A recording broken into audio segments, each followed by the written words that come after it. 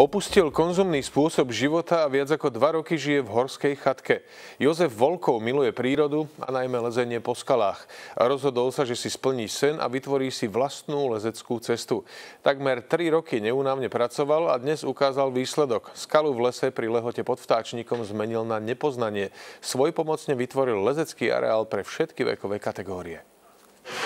Za tým zubom to už nie je.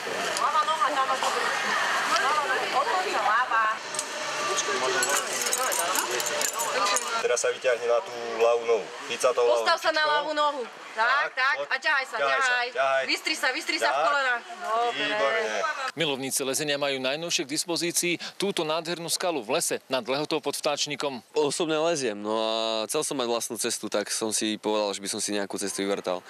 Začal som v oblasti, kde nebola žiadna cesta, kde neboli žiadne lezecké, žiadne trasy. Keď sem prvýkrát prišiel, skala bola zarastená machom a stromami. Neodradilo ho to. Takmer 3 roky ju čistil a pripravoval cesty na lezenie.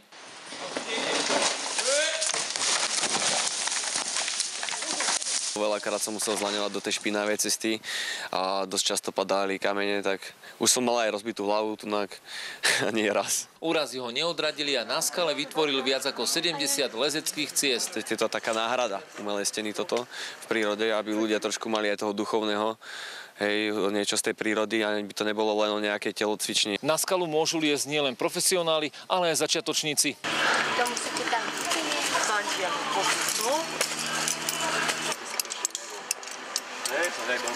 Mám rada prírodu a lezenie je vlastne jeden z mála športov, ktoré sa dajú takto v prírode. Baví ma to, je to úžasné. Ja som vždy ako dieťa veľmi rada sa štverala, kade tade. Lezí sa to výborné. Tu je to veľmi kreatívne, tu treba zapojiť trochu aj mozog.